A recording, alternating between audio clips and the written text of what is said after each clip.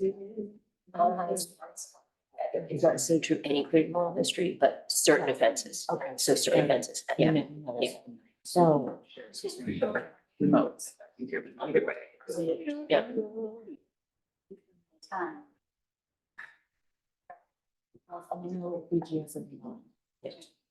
You mean like having a jury? And other folks are here. Just want them It's to a challenge any against facilities. I mean. there. Hi, yeah. It's tricky Here, why don't because we starting their timing is ready to be released. Have another compound. You all should sit here. Right. Nick and I can. Right. Yes. Sit here. Now, you take this spot. Hey. Very happy to have you around. I think I'm here. Hey. My mind might be elsewhere. We have. Where's your phone? That's the vote on wild coming up. Doesn't men. It changed drastically in the last 24 hours. I'm getting a lot of feedback. They would release. But it's not coming to me. Right. But no place. Preemptive strike. And there's no family member. It's gonna change more. In. There's a lot. These people I'm talking about are already out. They leave. Yeah. We're gonna get. Or it's not. No, yeah. Well, we do some things. It's like basically. Right. That and activations, they get better at it. Wait. Yeah, there's something right on here. Yeah. Yeah, sorry, we're late. No problem. It was Jennifer. We and literally Alice. walked over from here. Some kind of facility for alcohol, like totally makes sense. I just learned though that people who are late are smarter. Yeah, see, Jennifer. we're going that way. That's what I'm reason. I don't know. Except in this job, I can't show up to anything on time. I'm like, shoot, what does that mean for me? What? Cost of. Malaysia, oh, you have to build the blocks first. You have to have a program. to adapt it. Yeah, right. Out. Very good brand. It was like a half hour early. Oh, that's awkward. Wait, if finding that valid, I don't. Be too early. But not too. It makes people uncomfortable, like, oh, what I gotta do with you now? It's like the friends who never show up on time. You give them the wrong time. Yes. Come and actually show up on time even though they're late. All right, I think we'll, let's see, so how are we doing? 12:11, not too bad. All things considered. I'm learning that there is such a thing as legislation time, Oh, I already. which works well with thinking about me time, because I'm perpetually late. So I want to say thank you to everyone for being here and start with a huge thank you to Representative Kate McCann for making the soup. Also Representative Chapin for making the cornbread. I again managed to get bowls and spoons, so you're welcome. I'm really thankful to our guests today. As you all know, we're going to hear an update, as it were. And if the word update isn't quite right, I don't know, update overview, point in time presentation on the development of the Women's Correctional Facility, the new Women's Correctional Facility. So we'll get started with, we have Commissioner Demmel from Department of Corrections, Commissioner Fitch from BGS, and also Chair Emmons from House Corrections and Institutions, and we have Sarah Robinson from the Vermont Network Against Domestic and Sexual Violence. So I'm not sure who wants to kick us off, but Start and then go. So far. I'll start. Thank you for the invite. I really appreciate it. Just to give you a brief update where we are in terms of the House Corrections and Institutions Committee, and there's some members here from the committee. We're still working on the money piece in terms of the replacement of the current women's facility. To date, we have put in about $16 million aside for the possibility of having to purchase land. We need about 25 acres for the facility.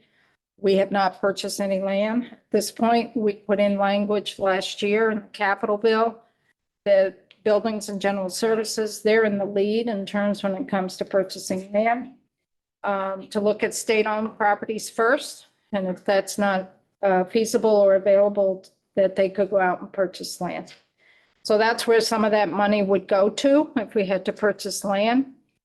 And then, once we know where the land is, we'd be working with that community where the land is. And also BGS and DOC would be working together in terms of the design of the new building.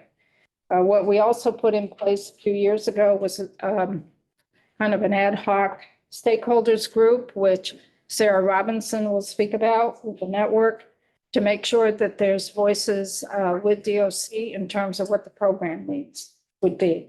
So right now, we're waiting to figure out where we're going to site this. And we do put some money aside for the construction of it, because it's a high ticket item. And we can't afford to pay for this all in one construction year, all in one financial fiscal year. So we have to build up our coffers in terms of getting this facility up and running and built. So that's my brief overview. And I'll turn it over. I don't know which one to go first. I'll start. We have a couple of slides. Oh, okay, great. Thank you. So we can go to the second slide. I love this slide because nobody can read it. Looks like Vermont. That arrow at the bottom is what you're supposed to be paying attention to. So this depicts a graphic from the Sentencing Project that shows the percentage of women at a per capita of 100,000 women per capita level are incarcerated in each state in the country. Vermont is the 5th smallest per capita rate of incarceration of women in the United States.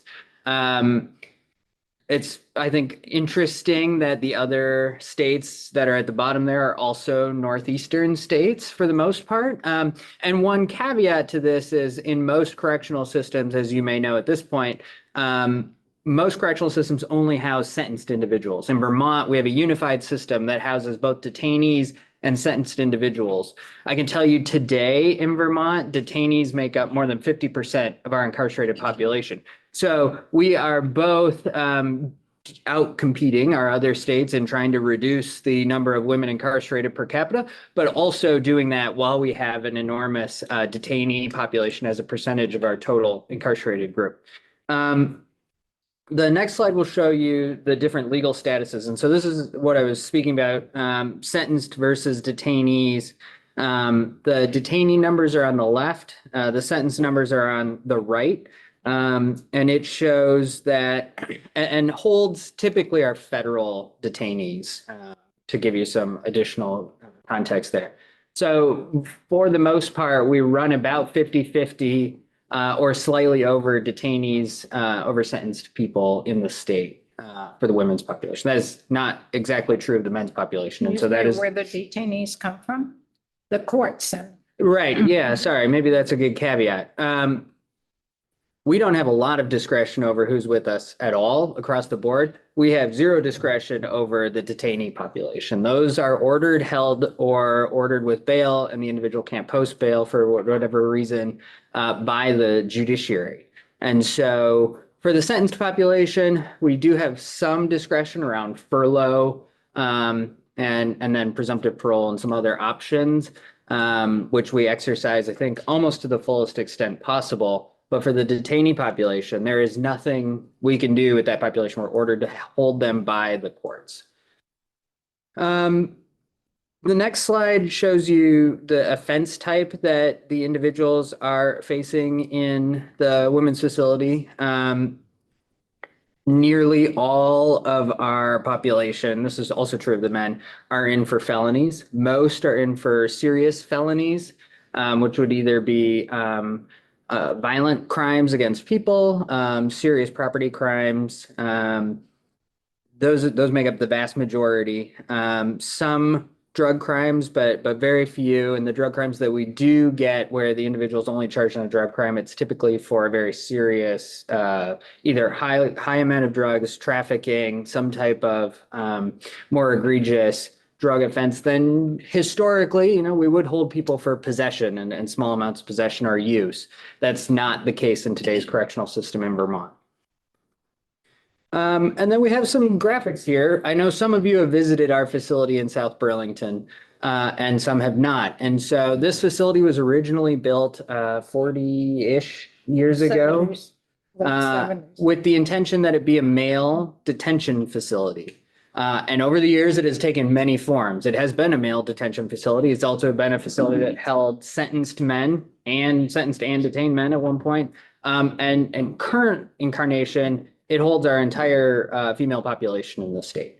The facility is old. It's not designed to today's standards of how you would design even a very rudimentary correctional facility, but certainly not the type of facility I think we envision for the state of Vermont.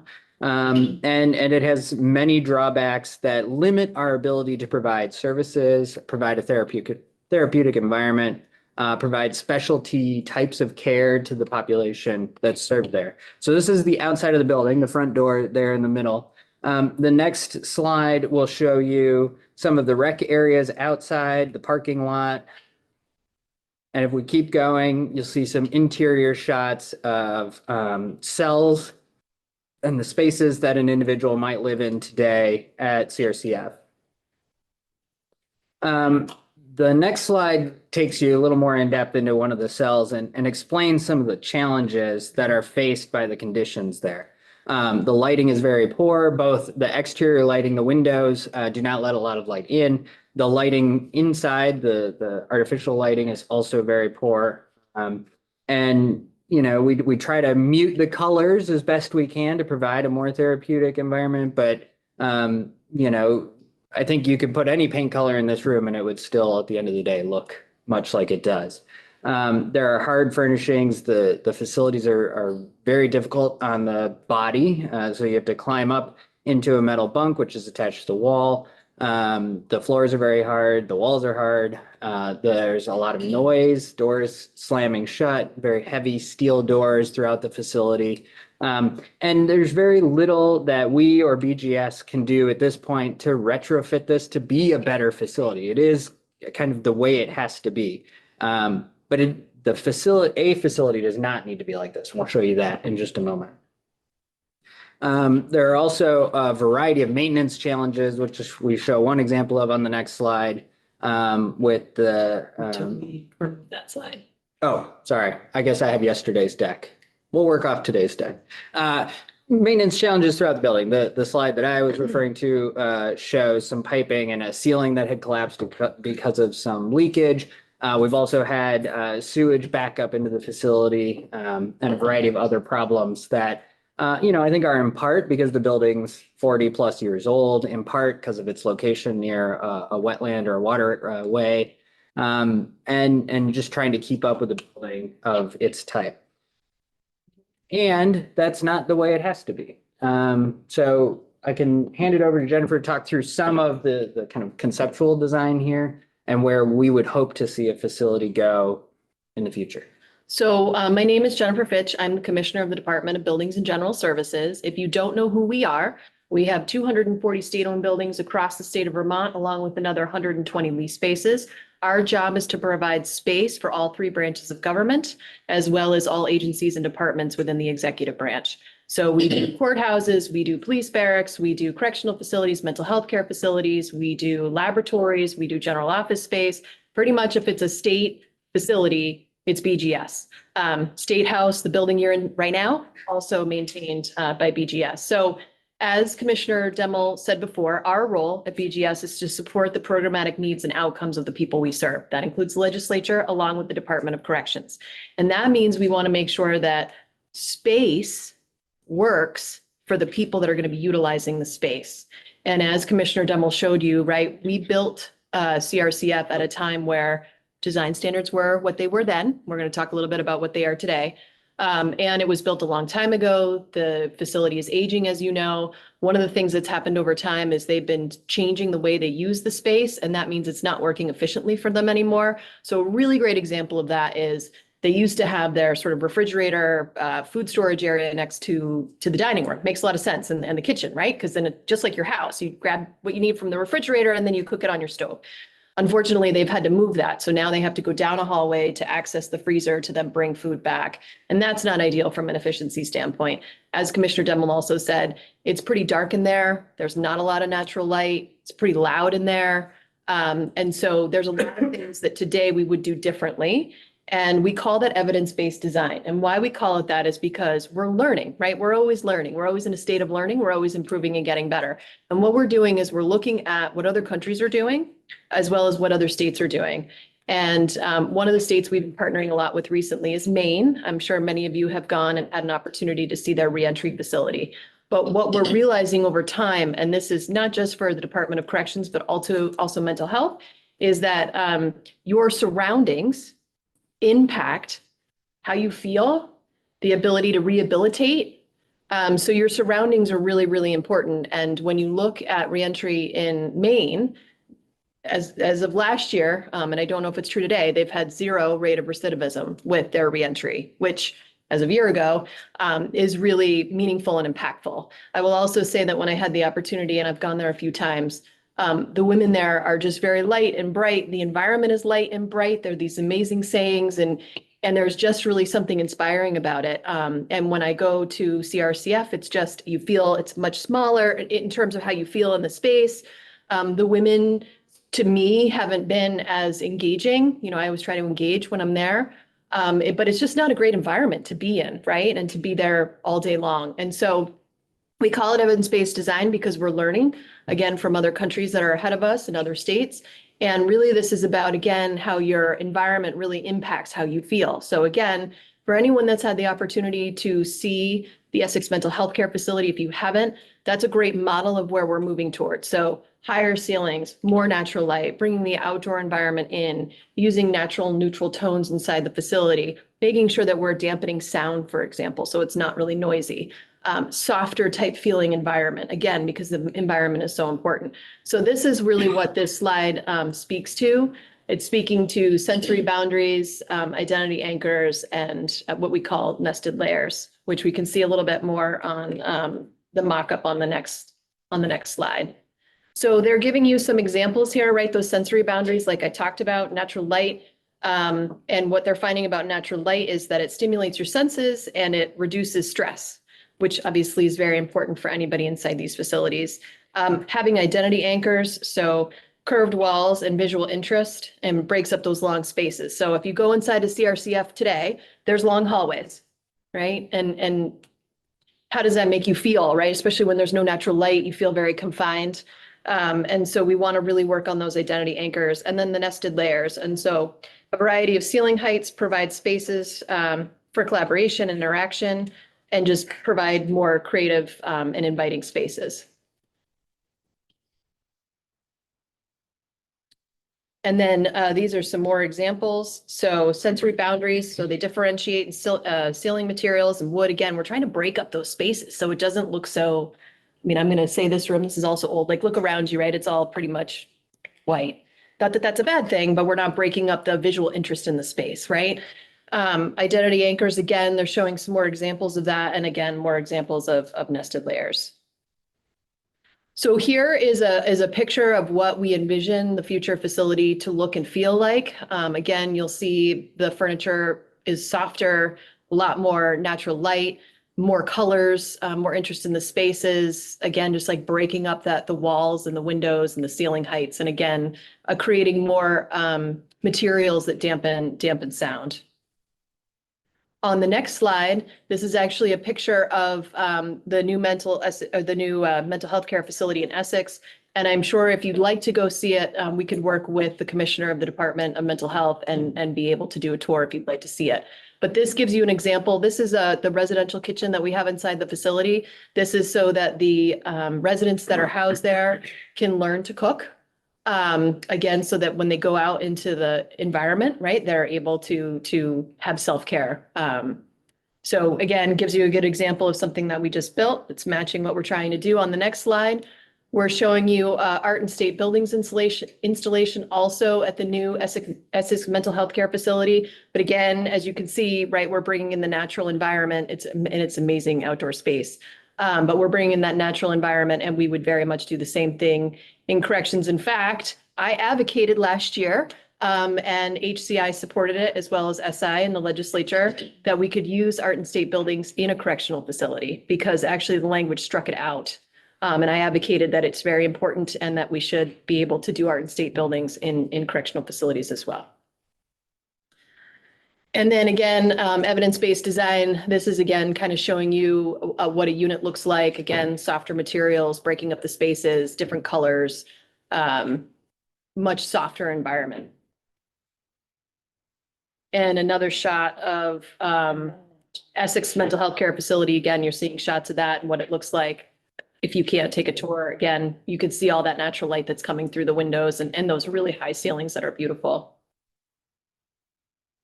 So this is a picture of the Southern Maine Women's Reentry Facility. Again, for folks that haven't gone, and this would have to be coordinated through DOC, but if you'd like to see what we're kind of envisioning, this is a good example. I always say version 1.0, version 2.0. So we've certainly worked with Maine and we've asked them what would we do differently in terms of design and construction in the future. And so we will be taking in all of that feedback, all right, because we want to do better. That's always our goal.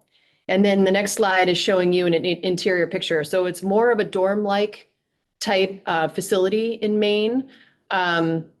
So it feels kind of more like a college dorm. Again, you can see all of the different colors that they're using, how they're breaking up the space. They're using glass here on the railways, again, to help facilitate the flow of light. And again, it just looks like a more comfortable, natural, rehabilitative and therapeutic environment. And then do you want to cover this one? I think Sure. this one is a good one for you to cover. So when we look at how to design the facility from who's going to be living there standpoint, we have a rough proposal of how we would break down the bed count, if you will. I think there's still much to discuss in that space, but looking at the numbers that we have today and have had over the last year and a half or so, and then looking at historical trends and trying our very best to project out what the population might look like in the future. We're trying to divvy up a facility that is really meeting the needs of the population who lives there. And one important aspect of this that the commissioner covered is we have a need for a secure side facility, but we also have a great need and currently have no version of this in the state for a reentry side to that facility. And the reentry side, as some of the pictures showed, is really an option for folks as they're preparing to move out into the community, to move from the secure side to the reentry side, be given services that are helping them prepare for reentry, and have a less intrusive environment to help begin that reentry work. It could include going out and working during the day in the community and coming back to the facility at night. That's something that happens at the main reentry facility right now. And it also means a slightly different environment because you're building towards that future.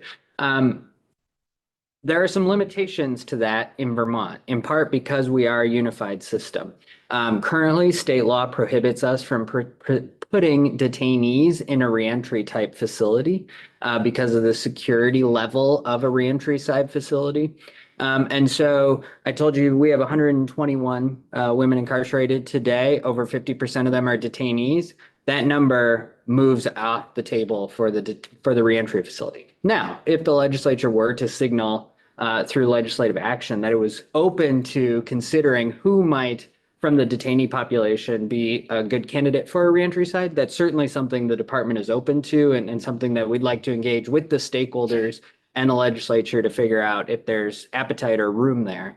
But right now, we estimate that of the individuals who are sentenced in the state of Vermont who would be eligible, we probably have somewhere around 15, give or take, on a daily basis.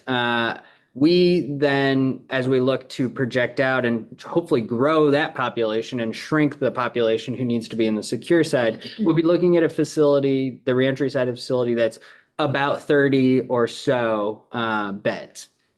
When we look at the sentenced population, even within that population, there's a group of folks who may not qualify for the reentry side, but who would still qualify for a space that is less intrusive, less security presence. They self-govern. We have one of those spaces right now at CRCF, an honors unit that houses, I think, is Kathy here? About 8? 12 today. Okay. So we would hope to build in the secure side of the new facility, a honors unit that could continue to serve that population who, for the most part, is going to be with us for a very lengthy period of time, but presents very little risk of harm to other individuals within the facility, has shown an ability to stay in those spaces and very successfully. And we're having, I think, very good success with that honors unit at CRCF right now. Then beyond that, we need general population beds. Those are your traditional secure side beds. But we also, and I think this is the biggest need, in my opinion, need specialty beds that can address specific needs of an individual. And we do not have that opportunity at CRCF right now, in part because of the physical footprint, in large part because of the physical footprint. And so we would look to try to have residential mental health beds that can serve an individual who has really acute mental health needs. And we do have that population today. Close custody beds for folks who do present a danger to other individuals within the facility. Long-term medical beds. There's been a lot of reporting lately about how our incarcerated population is aging. And we need to adjust to that reality because many people are aging within our prison system. And they have needs that a prison system historically has not had to address. I mean, just this year, we've had individuals die while they were in hospice in correctional facilities in Vermont because there is no community placement available for them because nobody else will take them, even if we were open to putting them on medical furlough and releasing them to the community. And so they're dying in our facilities. We need to be able to provide services to those individuals that meet their needs, that are respectful, that are dignified as they're moving through that last chapter of life. And so those are some examples of the specialty beds that we want to build right into this system. And then making it as modular as possible because we know CRCF, as it was designed in the 70s, is not meeting our needs today. To hedge against that, to try to prevent that outcome in the future, we need to make the facility adjustable to the needs of the population as they change over time. And so that 20, 30 years from now, that facility is still serving the needs of the people who live there. And I just wanted to add a couple of things about beds because Sabrina Karras, who's the project manager for BGS, worked very closely with HOK and Freeman French Freeman, who are the architects working on this project. And I will tell you that they recommended a certain number of beds and we are well below their recommendation. And their recommendation is based on national averages and all the other works that they've done or other work they've done with other states. And so, and to add to that, what we want to do at BGS, because we actually maintain these facilities, and as you can imagine, it's very difficult. So when we need to go in to do work in a unit, then we need to displace those women and put them somewhere else. So that basically means we need a little bit of flex space. And if we don't have flex space, what we've done in other correctional facilities, like Springfield, for example, I think it was Springfield, but you can correct me. We've had a couple where we've had to set up beds in a gym to accommodate the men because we're going in to do work within a unit. And that is not ideal, right? We want to make sure that we have enough flex space so that we can move the population around and make sure that we can maintain that facility to ensure that it's always reliable and functioning the way that it's intended to. So that means it's an 85% threshold. So that means that at any given time, we have a 15%. So the idea is 15% of the beds are never used because we need 15% flex space to allow us to move populations around so we can go and we can do the work. And again, that's based on HOK and all the national design guides that they use and all the other states that they've looked at. So I just wanted to, I know bed count is something that continues to be something that's discussed. I just want to let you know that it's the only women's facility in the state, and we do need flexibility to go in there and maintain it from a BGS putting on my hat perspective. So we have Go We have a few other slides. Maybe we'll leave those behind for you all because I want to make sure Sarah has an opportunity to present, and then certainly any questions that you all have. Great. I'll be brief. Sarah Robinson, Deputy Director at the Vermont Network Against Domestic and Sexual Violence. Thank you so much for having us. And just very broadly wanted to say that, certainly I'm here on behalf of the network today, but there is a whole constellation of both providers that work in the facility on a daily basis. I know Ronnie Baston from Vermont Works for Women is also here, but Vermont Works for Women, Lund, Mercy Connections, and the network, as well as several other service providers are in that facility on a daily basis, working with folks. And there's many other stakeholders involved in this conversation who are community-based providers who may not be in the facility on a daily basis, but are very interested in this issue as well. those stakeholders have all been meeting. Many folks have been meeting with the Department of Corrections over the past several years. And as Chair Emmons noted last year, House Corrections and Institutions issued a letter of intent to the Department of Corrections, really encouraging the department to continue their work to engage stakeholders. And our perspective is that the Department of Corrections has done a very good job at keeping the lines of communication open with various stakeholders around their planning process. It's not always often that state agencies are genuinely open and willing to receive feedback. Not all of it is positive. Often the Department of Corrections may present to the stakeholders group some initial thinking that they're doing around planning, and then there's real opportunity for both exchange and feedback. And so we're very grateful to the department and to all of the stakeholders that have continued to come to the table. And we very much expect that that process will continue through the next many years as this planning process continues, because it is going to be a multi-year process.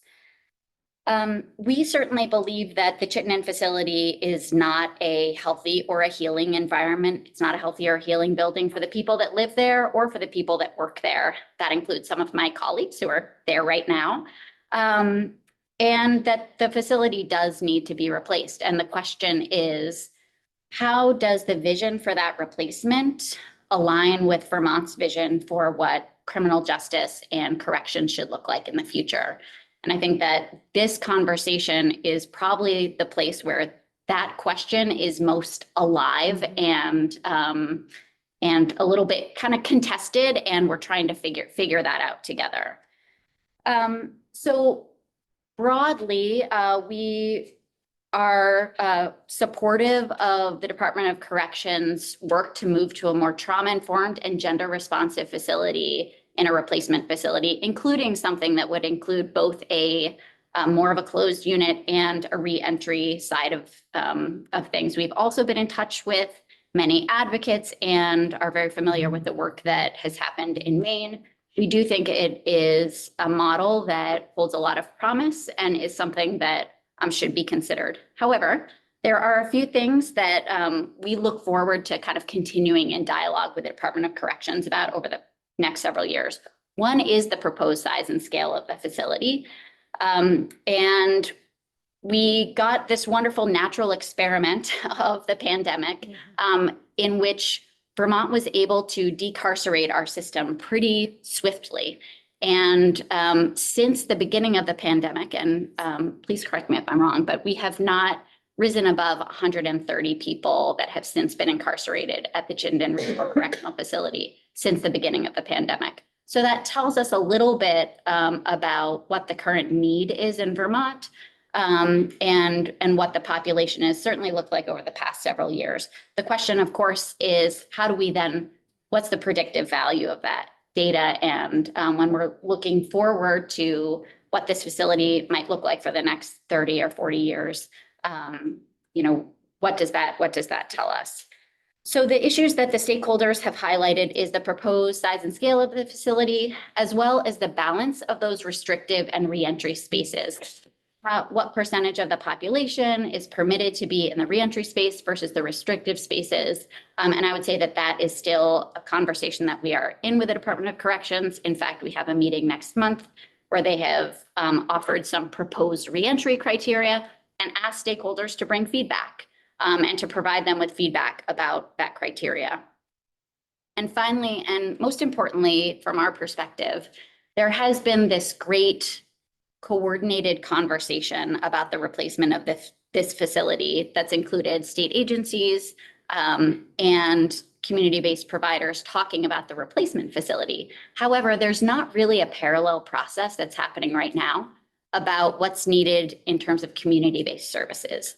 The vision for this facility will require that especially individuals who are in the reentry facility have access to community-based mental health, substance use, and other kinds of supports in the community.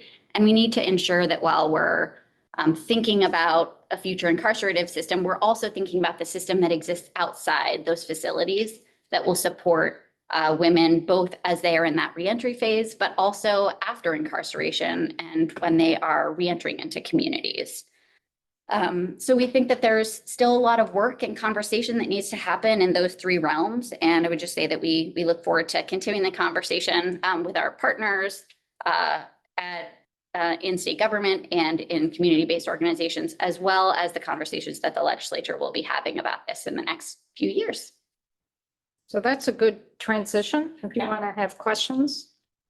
Yes. I will open it up to questions before I.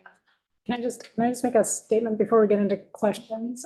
Just want to thank you for the opportunities that you've given legislators to come visit, both locally at the Chittenden Regional Correctional Facility and to go to Maine.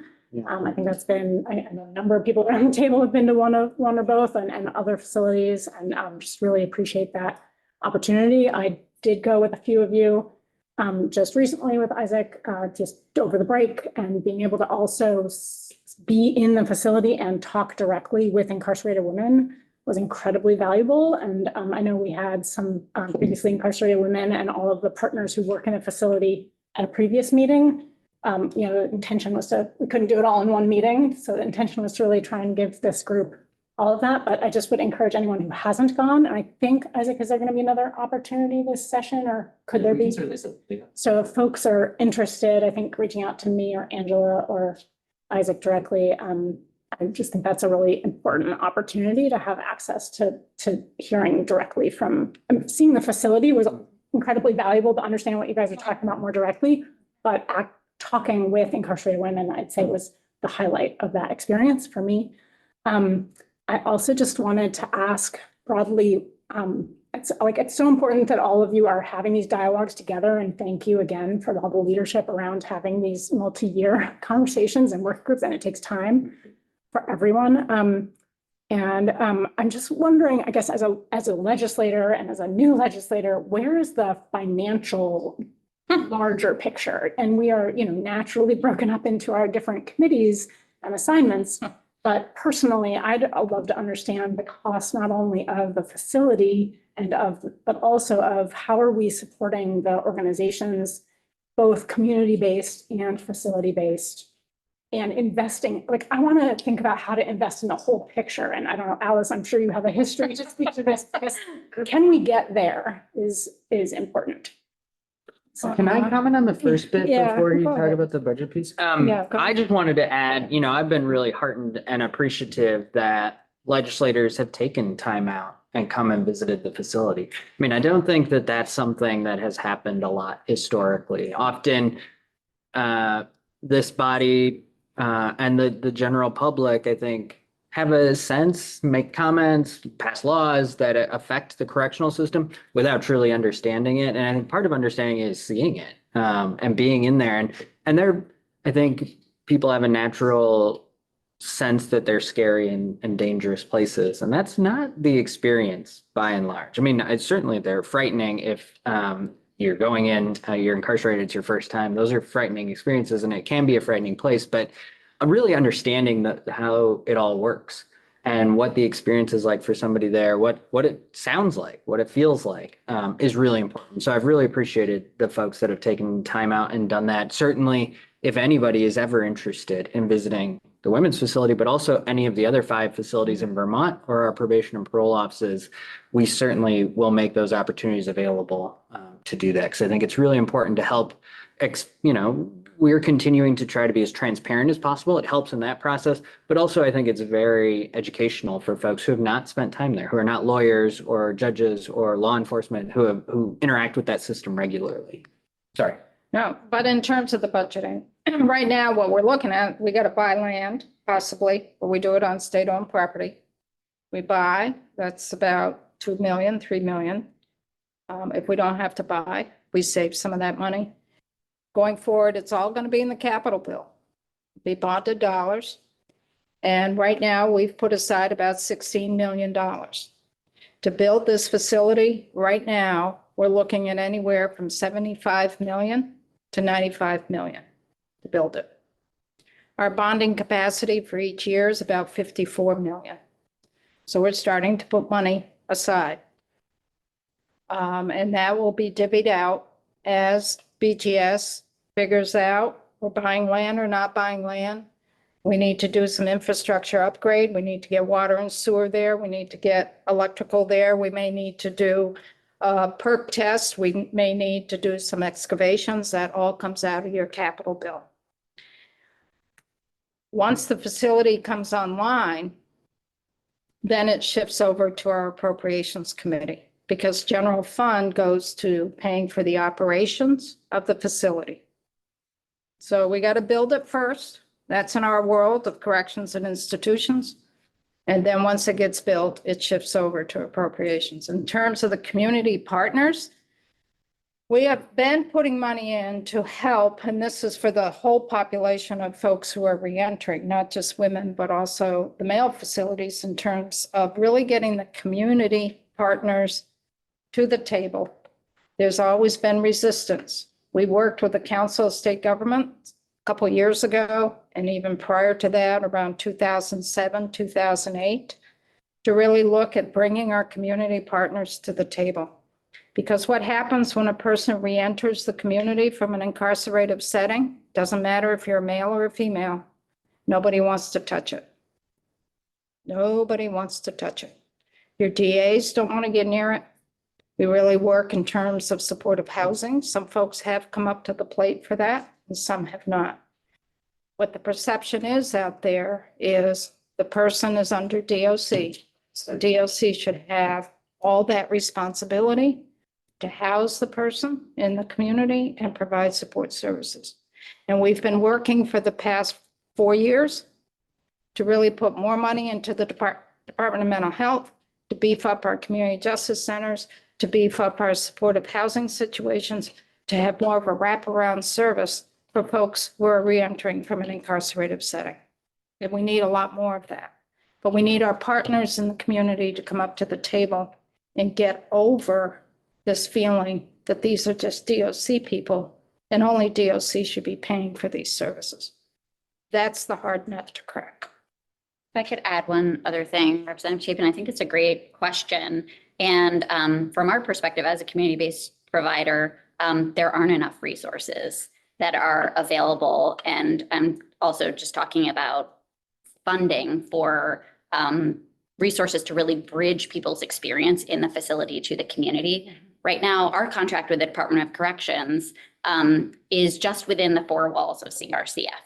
And we have had to seek private funding and foundation funding to be able to essentially pay our staff and have enough hours for our staff to be able to continue working with folks out in the community. That's just a very clear opportunity where we should be taking advantage of the continuity of relationship that exists for people that are receiving services in the facility to bridge them to the outside and have better coordinated services among other state agencies and community-based services on the outside for folks.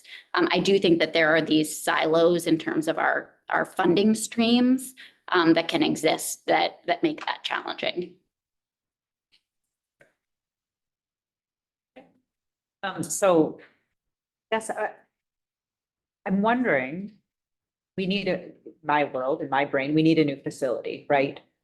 And my question is more about what are we doing today in the facility that we have rather than only looking forward? Because I was there this week. I have real concerns about the lack of things to do that the folks who are residents there have, right? They don't have appropriate opportunities for classes and for improvement and for, all of those things that we aren't providing much. And so if we want to have a rehabilitation, if we want to have give people that opportunity to reset, give people an opportunity to really deal with the substance use challenges that they have and come out and not come back, we can start that before we have a new facility. And so I'm just curious, is there a focus on that at all? Or are we only looking forward to what happens when we have a different location? No, that's a great question. It's a core focus of the department. So we seek opportunities to expand programming wherever we can. Programming typically, though, is focused on reducing risk in some way. So it's either substance use programming or, things of that nature. We have a high school. We provide education up to a high school level also, because many folks come in with lacking skills that could enable them to succeed in a high school setting. So we can train up to the high school level and then get them into the community high school of Vermont. We also recently launched a program with CCV to begin teaching community college courses inside our correctional facilities. CRCF is one of the 2 pilot sites where that started, and will be expanding over the next year or so. That's been enabled by a federal earmark, and so being paid for by the federal government. We are in the process of redesigning our vocational training program, and we surveyed the entire population to try to figure out what skills they wanted as we try to map out what skills are in high demand in the community so we can bring those in, knowing that employment is a key indicator of long-term success. You need income to be able to live. And then we have some limitations. We have a 15% vacancy rate in security staff positions that definitely hampers our ability to do more within the facilities, even if we want to. We have a lack of, at CRCF, we have more than other facilities, but we have a lack of community engagement. We have some excellent community providers that come in and do work in our facilities, and we have very few volunteers who come in. And that's changed dramatically from the way it was before COVID. We used to have fairly robust community engagement in our correctional facilities in Vermont, and that has all but evaporated in the last couple of years. And so we're starting to see an uptick of that. CRCF is one of the places that always gets it first. There's more community engagement at the women's facility than there are at the men's facilities. But there's a huge gap there. And then we have physical space limitations where we just don't have the room to do much more than we're doing right now. And so those things are kind of all in competition with each other. There's a high interest, but there are some significant barriers. And so we're certainly open to partnering with anybody on ways to expand and improve the deliverables, the opportunities that we have within the facilities. But we struggle with that, certainly. And that's been an ongoing challenge. It's also a much bigger challenge at the men's facilities where there is less than what we're talking about today. Michelle? Yeah, so just sort of tagging on to that, I mean, one thing I would encourage people, if you have an interest in offering some kind of programming, I actually was a volunteer in the off session at the Springfield Correctional Facility and did short story and poetry discussion groups. And I found it a really meaningful way to engage. I mean, it's an hour or 90 minutes, once a month, once a week, whatever works for you. But in terms of getting a sense of what is available there and also providing something that isn't just the core risk reduction curriculum, which is not necessarily soul filling for people. Right. Really, they do rely on volunteers to do things like art, music, literature, even like social science kind of content. So if anybody's interested in that, I'd be happy to talk to you about it. And I really encourage it as a meaningful way to engage with people that are incarcerated. One other, just kind of jogged my mind as she was speaking. I mean, one thing that we really grapple with, and the chair touched on it too, is how much of this do you want the Department of Corrections doing versus the community or versus, I think it's very easy for folks to say the Department of Corrections should take care of all of that because it's their responsibility. And we won't do it very well, probably, because that's not our core skill set. But we can try to do that. And that's what we've done in Vermont for years and years and years. But the community also has ownership over this challenge and the population that's there. They are community members. 98% of them will go back into our communities. And so the more that we can say, we will provide the space, we will provide security, we will try to provide risk reduction programming, education, we will do the things that are necessary at a basic level, and we will enable opportunities for the community to engage in these spaces and come in and help the population, I think are really important. And that's something we've not done very well, I think, in Vermont historically. And I hope that we get there. There's a nonprofit that's dedicated solely to this purpose of You get better results when the community is engaged in the correctional facilities. So how do we enable that type of success? And I think we need, I don't know how to do that exactly, but we need to get there. I know we're really short on time, and just to say, like, what I would want from you is to say, this number of hours a day is the right number of hours for us to be providing programming. These are the categories of programming that we should be providing ideally. This is where we could use supports. Like, I think that if you were doing that for us, that would give us opportunities to find partners. And because we're, I'm not expecting you to be the expert on that. I'm expecting other people to be able to do that. And Yeah, so that's a very good recommendation. that's the expertise that we would be. That's excellent. I just want to underline, I think you're really right to call on the community, and want to underline that it's about 3 hours investment of your time to do the paperwork and training to become a volunteer in all DOC facilities. Once you're over that hurdle, it's easy to kind of dip your toe in the water. It can be fun. Some of the volunteer coordinator at CRCF told me one thing they want is, can you come in and teach women professional dress, how to show up to a job interview? Really basic life skills, which these times then provide a chance to just be human and interact with the women, which they also badly need. So I just want to underline that, appreciate that. I think we've been talking to DOC about, hey, how can we not build another women's prison? And prisons is what you do, but the community also needs to step up and look at where the gaps are to provide alternatives to that. And that's not necessarily DOC, just faculty. And there's a similar current, sorry, I know we're running tight on time. There's a similar current to, we want the facility to be smaller. So would I. But I don't have any control over that, and the Department of Corrections has no control over that. So if you want facilities to be smaller, then you have to work on those upstream challenges. And that's the courts, it's prosecutors, it's our law, the legal structure of the state. Those are the valves that you as a legislator have control over to decide how many people go in and how many people stay in. The department simply is the innkeeper. We receive the individuals and we do our best to take care of them while they're with us, but we have very, very little discretion on how many people are with us on a daily basis. So I know, and so we'll be closing with that mostly, but I wonder if we can end on if I can selfishly end on a note that I will offer, which is that there's so much words matter. And, when I think about what is a Department of Corrections and what are we correcting? What does that look like? And I think about how our Department of Corrections is nested under the Agency of Human Services. So we're correcting humans. Are we correcting their behaviors? We can't change their past, but we influence their future, certainly.